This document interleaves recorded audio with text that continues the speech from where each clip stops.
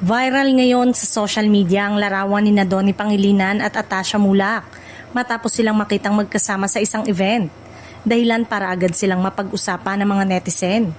Marami ang nakapansin sa kanilang natural na chemistry at magandang dating kapag magkatabi.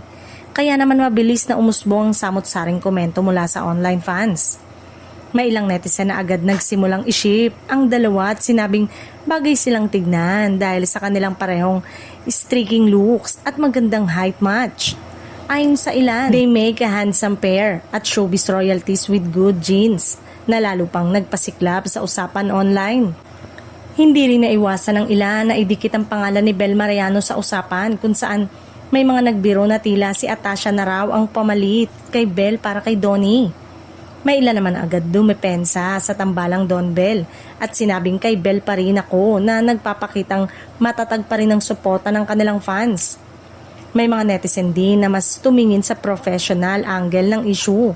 Ayon sa iba, magandang pagkakataon ito para kay Donnie na makawala pansamantala sa nakasanayang love team setup upang mas maipakita ang kanyang versatility bilang aktor. Matatanda ang may mga pahayag noon si Donnie tungkol sa kagustuhan niyang mas palawakin pa ang kanyang career growth. Samantala, hindi rin nakaligtas si Atasha sa ilang komentong nagsasabing kailangan pa umano nitong mas hasain ang kanyang acting skills.